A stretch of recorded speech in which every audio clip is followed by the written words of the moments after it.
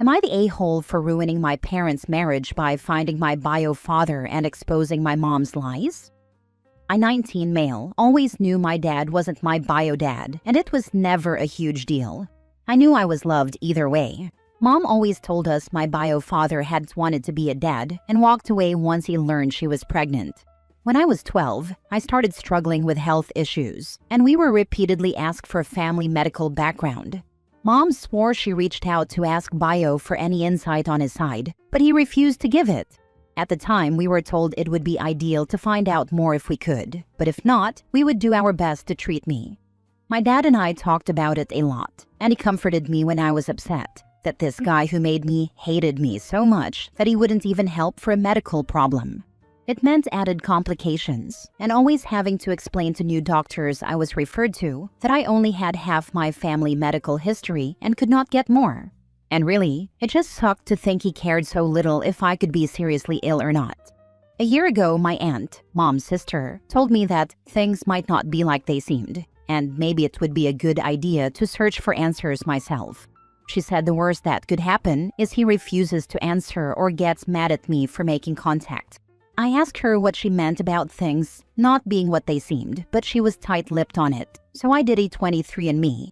I ended up matched with a paternal aunt, and from there Mom's lies were exposed to me.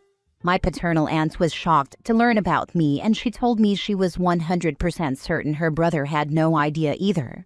She was a go-between for us at first to help set up contacting and a face-to-face meeting.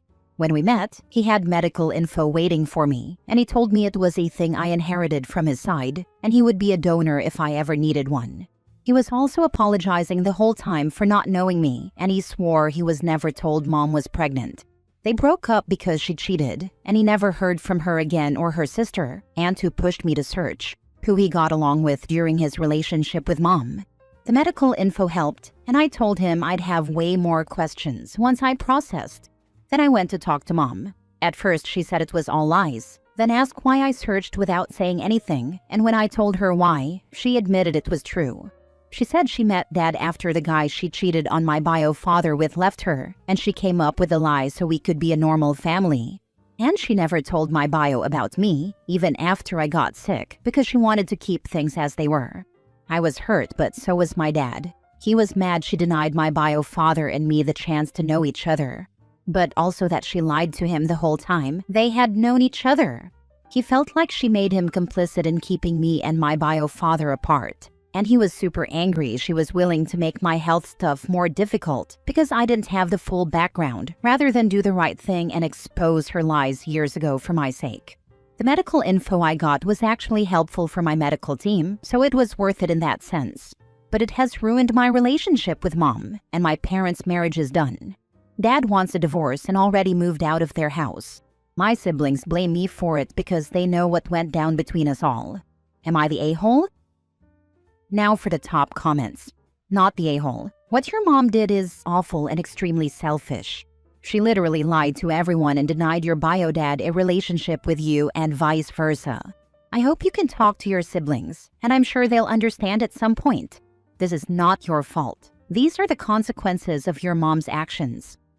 Right now, my siblings are refusing to talk to me, even with Dad telling them it's not my fault. They say it is, because if I had left it alone, nobody else would know, and our family would be happy. Dad's trying to stop that mindset, but they're not changing their mind on this. That's very selfish of them, considering your health issues. It was medically important for you to reach out to him. If it was them, they'd have done the same. It's easy to be all high and mighty when you aren't the one with your health at stake. My dad tried pointing that out, but it did nothing. They said I didn't need the info to live. But that wasn't true either. We didn't know if mine was the one that could quickly turn life-threatening or not. Now we know, and it's literally life-saving for me, because we know mine is that one. Next story. Am I the a-hole for not reaching out to my sister after her stillbirth, or expressing any sympathy to her? 10 weeks ago, my sister, 33 female, had to deliver her stillborn daughter after learning her heart had stopped beating at 21 weeks. I, 31 female, have been low contact with her for a number of years now. We see each other twice a year tops, and I have her number and socials all blocked. Our family knows this, but they and my sister still expected me to reach out and express sympathy to her. But I didn't. My parents are the most vocal about how heartless it is to not come together after a huge loss like this. But I don't think our past issues can be washed away by her loss. Her going through this does not change everything that's happened for me. This might be why I'm the a-hole, because maybe it should. I'll let people decide. My sister and I were never that close. As kids, we got along fine. We didn't fight much, but we didn't interact much either until our teens, and that's when she decided I was our grandparents' favorite, and that I didn't deserve to ever be happy because of it. She was jealous that my husband and I started dating in high school and made our relationship work for this long without ever breaking up. She taunted my inability to conceive naturally. She rubbed 2 of her previous pregnancies in my face and her super fertility. She even used her babies to taunt me, and not all of it was just something hurtful to me but to them. Like when she had her second, she told me she didn't even want her kids, but she had them because she knew it hurt me. For me, that was the final straw, and this is when I went low contact. But I felt bad for her kids too, because whether she meant it or not, if they had been older, that would have been horrific to hear their mom say. She showed no remorse for saying it either. And all future interactions were her very much gloating about her ability to have kids. It was something she was called out for by other people in our family. But now I'm supposed to forget about that and be there for her apparently. I can't bring myself to, not even for a brief text, and maybe that makes me the a-hole. Not the a-hole. Your sister is an outright bitch. This, OP's sister, is 100% the a-hole. She spent years flexing her super fertility, like it was some kind of superpower, and literally used her kids as ammo to hurt you. Now she's shocked Pikachu face that you're not rushing in with hugs and sympathy? Nah, tragedy sucks, but it doesn't come with a free erase all the awful things I did card. You're not heartless, you're just done being her emotional doormat. Not the a-hole. Do your parents know what she's been saying to you? If so, why would they think you'd want anything to do with her at this point? They know what she has said to me, and they believe that should be brushed aside now because of her loss. Nah, that nonsense can't and should never be brushed aside. It sucks that she lost the baby, but that doesn't negate the horrible things she's said about you. Your parents absolutely suck. Your sister has a personality disorder. Any condolences you gave, no matter how well worded, would have been twisted to further her victimhood.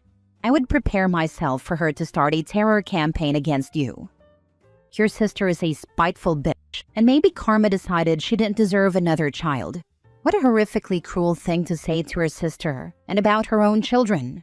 Not the a-hole. It is a horrible thing to go through, and I feel for her family, but as you say, it doesn't erase what she's done and said.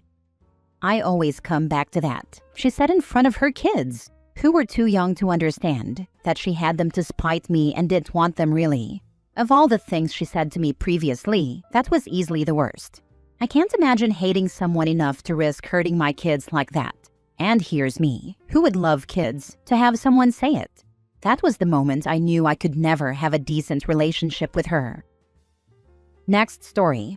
Am I the a-hole for telling my parents I will not be helping them with their rent? I, 18 female, moved out of my parents' house a little while ago as soon as I could. To provide some context, my parents were both emotionally abusive and have wronged me many times in my life, including threatening to get rid of my dog, which I have a whole post on. Since I moved out, I've been working a job and paying rent for an apartment I share with my friend and have had enough money left to save up a bit to go to college in a few years. I am the youngest in the family, so after I moved out, no one was left at home. Both my siblings moved out as well, so their financial support from my brother paying them rent for his bedroom has been cut off.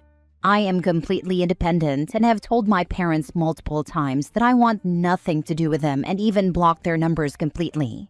Earlier this week, my grandmother called me and explained that my parents desperately need money for rent and asked if I could spare money from my college savings, which I saved up on my own so far, to help them. I outright refused and told my grandmother I would not be helping at all, since every penny in my savings is gathered by me working hard and supporting myself. I love my grandmother and told her that if she needed help herself, I was willing to help, but I would not help my parents. For this entire week, my aunt has been calling me repeatedly saying my parents really needed this and deserved it for raising me. My mom's side of the family threatened to cut me off if I didn't help, which is honestly so petty because I'm only 18 years old. They should be helping instead. I told my friend about it and she said that I was taking it too far and I should have helped. Now I'm wondering if I am the a-hole.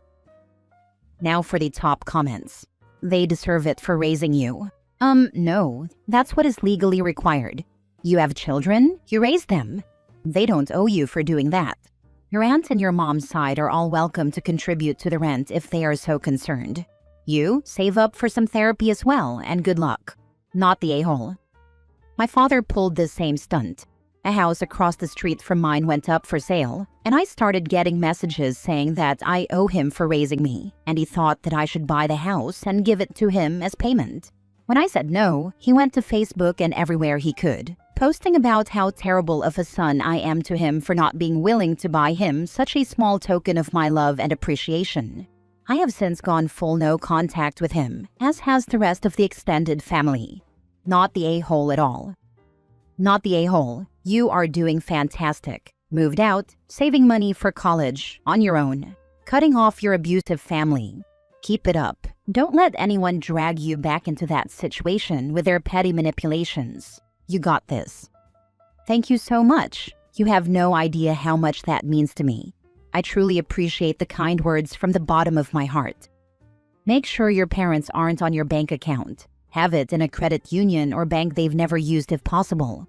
Also check your credit. Make sure they haven't taken out any loans or credit cards in your name. Lock it down. I will definitely contact my bank in the morning. Everyone seems to be warning me about that. Last story. Am I the a-hole for calling my ex on being a bad father to our son when he said he did not understand our son's bad relationship with him, his wife, and their kids? I, 34 female, have a 14-year-old son with my ex, 34 male. There has been a lot of difficulty in our relationship as parents, and I cannot call us co-parents. I have tried a few times, but my ex hates me, blames me for his bad choices, and holds it against me that I would not let his wife, aka the woman he left me for while I was pregnant, into our son's birth. Because I wouldn't allow his wife, girlfriend at the time, to be in the delivery room with me, he refused to come, and he has spent 14 years blaming me for that. He has stated I took away his chance to be present for the birth of his first child. But not only that, he also accused me of keeping him away from our son for the first 5 months of his life, when he was the one who did not reply to any texts or attempts to set up time for him to meet and spend time with our son. His extended family all met our son before he did. Even a couple of his cousins who live in another state met our son before him. Eventually, he filed for full custody and was awarded visitation instead. We were forced to take co-parenting classes together, and he tried to include his wife, who was his wife by this point, but the judge told him co-parenting would be between me and him, not me and his wife. The classes didn't help. Instead of taking anything said on board, he decided he would forever tell our son he wasn't at his birth and didn't meet him until he was 5 months old. Of course, he told our son I was the reason for all of this. My son was so confused for a while. But once my son knew the truth, or a version of it, his relationship with his dad and his dad's wife suffered. The reason his relationship with her suffered is because she was right alongside my ex blaming me, and she had her own part to play in things my son was told. Add to this, my ex has repeatedly said around or to our son that he was lucky to be at the birth of the 4 children he had with his wife. How it made a big difference to the bond and relationship. How he felt like a real father when he finally saw his child being brought into the world. My ex thought it would make our son hate me. He thought our son would believe everything he and his wife told him. But all it did was push our son away and strain all the relationships. My ex didn't want our son in therapy, but I petitioned the court for him to receive therapy, and I have petitioned for full custody before. Even with the backing of my son's therapist, custody remains 50-50, and my son needs to be 16 before he can influence custody. For more than 4 years now, he has wanted to live with me full-time, but it's just not happening. Recently, my son was in the hospital for a small surgery. It was relatively minor and he's doing great since. But my ex didn't show up until after our son was taken to the operating room, and he didn't show up to see our son, but to whine to me about our son not liking him or his family. He told me I need to fix whatever I did, because I have cost him enough of a relationship with our son. He said he couldn't understand our son's bad relationship with him and his family, that he was so sure our son would love the other kids and his wife, because they're a family. I told him to look in the mirror instead of pointing fingers at me, that he's been an awful father to our son, and if he took any time to reflect on his choices regarding him, then he would see it. My ex left the hospital after again blaming me for everything around the birth and the first 5 months. He said if I hadn't been spiteful and just let his woman, what he called her, be there, then none of this would have happened. He accused me of being vindictive in keeping them from the birth of their firstborn. He has sent around a dozen messages through the co-parenting app, blaming me for everything and saying I'm still vindictive and petty. My attorney has made a note of everything. And at this time, I don't plan to go for custody again unless something bigger changes, because I'll be throwing money away. None of this is hugely different from any other time I tried, so I feel very stuck. And the reason I'm posting here is I worry this will make things worse for my son, because I pissed his father, and probably his wife, off more than they already were. Am I the a-hole? Not the a-hole, obviously. Narcissists will never acknowledge they're the problem. It must be everyone else. Just respond to everything with, "These are the consequences of your actions," or just blatantly ignore him. Don't interact other than for logistics regarding your son. If he's doing it in person, just walk off, start laughing, or yeah, be dismissive. Typically, I would ignore him and just keep it as civil as it can be. That's going to be my preferred way to handle it going forward too, because I don't want to make things any worse for my son. How is his extended family dealing with all this nonsense? And I assume nobody has called it out yet or won't? His extended family goes through me to see our son for the most part. They got tired of fighting about all of this.